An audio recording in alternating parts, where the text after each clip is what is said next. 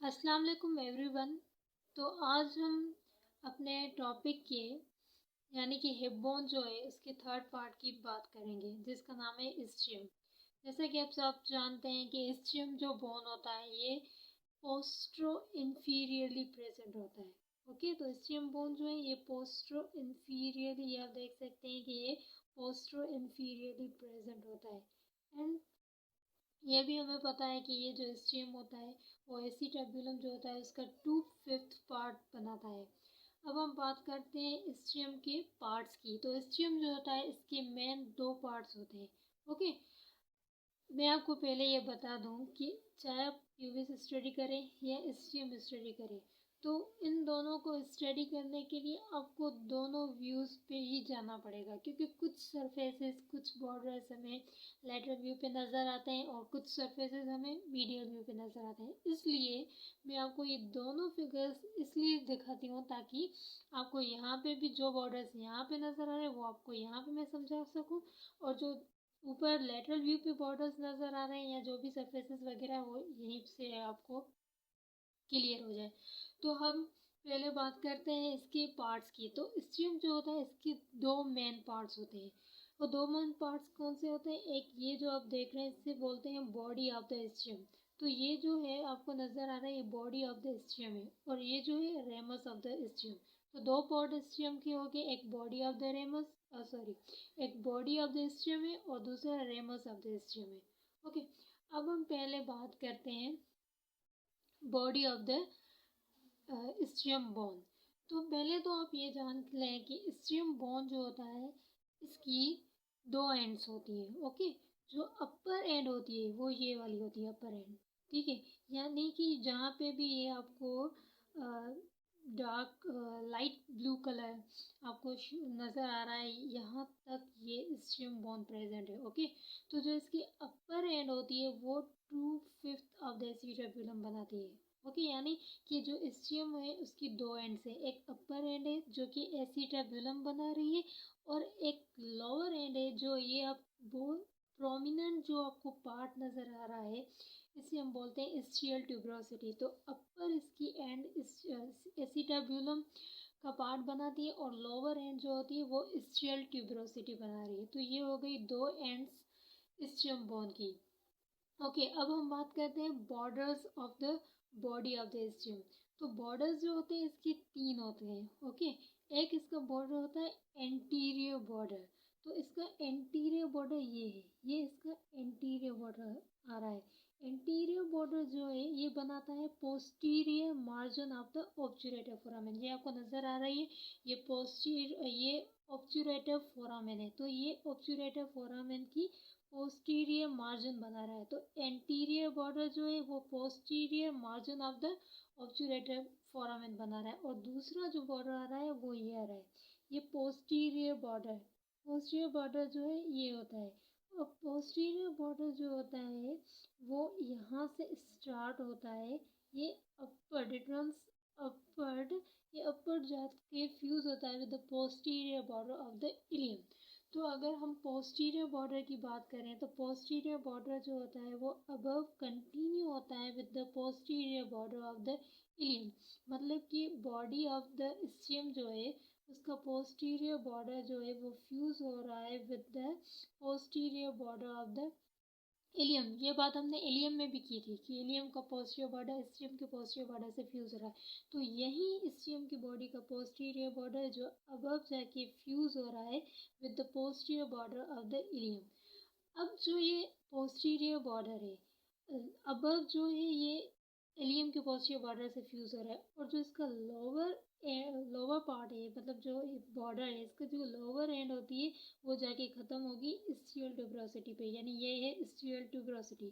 तो स्ट्रियल ट्यूबरोसिटी की अपर एंड तक इसका जो पोस्टीरियर बॉर्डर है वो ख़त्म होगा।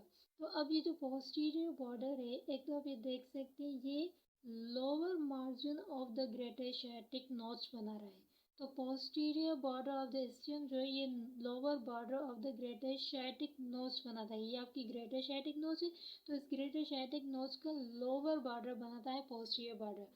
और उस ग्रेटर साइटिक नोच के नीचे आप देख सकते हैं कि ये एक स्पाइन बना रहा है, यानी कि एक एलिवेशन बना रहा है, जिसे हम बोलते हैं इस्चियल स्पाइन।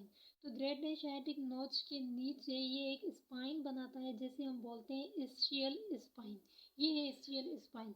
और इस इस्चियल स्पाइन के नीचे ये एक छोटी सी कॉनकेव नोच बनाता है।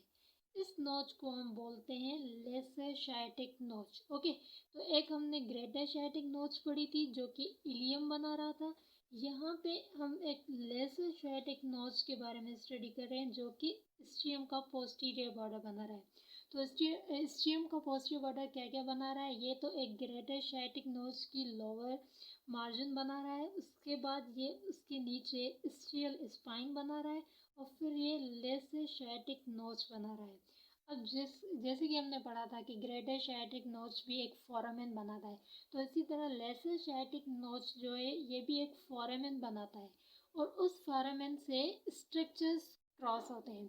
तो अक्सर आपको एग्जाम्स में ये लाजमी जो बहुत ज़्यादा क्वेश्चंस आते हैं ना, वो मैं आपको बता रही हूँ कि एग्जाम में ये बहुत ज़्यादा पूछा जाता है कि ग्रेटर शाइटिक फोरामेन से कौन से स्ट्रक्चर्स क्रॉस होते हैं, और ये जो लेसर शाइटिक नोच है ये भी लेसर शाइटिक फोरामेन बनाता है, और उसी से भी स्ट्रक्चर्स पास होते हैं। तो एग्जामिनर अक्सर पूछते हैं कि लेसर शाइटिक फोरामेना जो होता है उससे कौन से स्ट्रक्चर्स क्रॉस होते हैं, ग्रेटर शाइटिक फोरामेन से कौन से स्ट्रक्चर्स क्रॉस होते हैं। तो ये हम बाद में स्टडी करेंगे जब हम फोरामेन पे आएंगे। तो फिलहाल आप इतना समझ लें कि ये लेसर शाइटिक नोच और ग्रेटर शाइटिक नोच बनाते हैं greater sciatic foramen and lesser sciatic foramen. Okay, तो ये हो गई आपकी लेसर शाइटिक नोच। तो अब पोस्टीरियर बॉर्डर हमने कंप्लीट कर लिया कि पोस्टीरियर बॉर्डर जो है lower margin of the greater sciatic notch भी बना रहा है, स्ट्रियल स्पाइन बना रहा है, और लेसर शाइटिक नोच बना रहा है। उसके बाद हम बात कर रहे हैं लेटरल बॉर्डर की। ये जो लेटरल बॉर्डर होता है वो इल डिफाइंड होता है, मतलब कि वो आपको क्लियरली जिस तरह में एंटीरियर बॉर्डर पोस्टीरियर बॉर्डर नज़र आ रहे हैं, उसी तरह लेटरल बॉर्डर आपको क्लियर नज़र नहीं आएगा। तो ये है लेटरल बॉर्डर, ये आपको क्लियर यानी कि ये इल डिफाइंड बॉर्डर होता है।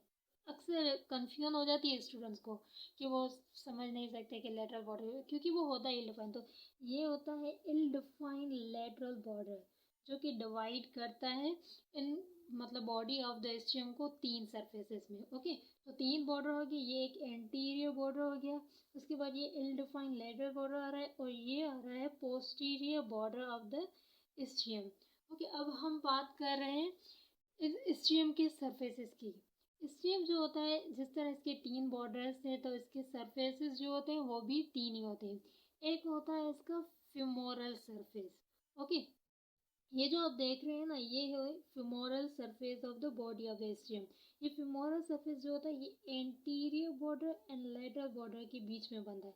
तो anterior border and lateral border के जो बीच में ये सरफेस आ रहा है, इसे हम बोलेंगे फिमोरल सरफेस। और दूसरा होता है डोर्सल सरफेस। ये जो आपको नज़र आ रहा है ये पूरा डोर्सल सरफेस है, जहाँ पे ये स्टियल ट्यूबरोसिटी वगैरह ही प्रेजेंट हो। ये आपका डोर्सल सरफेस आ गया, और ये आपका फिमोरल सरफेस है जो जो anterior border and lateral border के बीच में आएगा। तो ये फिमोरल सरफेस, ये डोर्सल सरफेस है, और तीसरा आता है इसका जो हमें मीडियल व्यू पे नजर आएगा, ये इसका स्मूथ सा एरिया होता है जिसे हम बोलते हैं pelvic surface of the body of ischium. तो ये हो गया पेल्विक सरफेस। तो तीन सरफेस हो गए, एक ये पेल्विक सरफेस होगा स्ट्रियम का, और ये फिमोरल सरफेस हो गया, और ये है dorsal surface of the ischium. Okay, अब हम बात करते हैं डोर्सल सरफेस की, क्योंकि इस डोर्सल सरफेस में हमें स्टियल ट्यूबरोसिटी नज़र आ रही है, जिसके बारे में हमें स्टडी करना है। लेकिन मैं आपको ये बता दूं कि ये जो फिगर है यहाँ पे आपको क्लियर समझ में नहीं आएगा। तो मैं एक काम करती हूँ कि आपको ये स्टियल ट्यूबरोसिटी की एक दूसरी फिगर दिखाती हूँ, उसी में से आपको स्टियल ट्यूबरोसिटी जो है वो पूरी क्लियर कर देती हूँ, ताकि आप उसी में ही सब कुछ समझ सकें। ठीक है, तो ये मैं आपको उसी में ही क्लियर करूँ।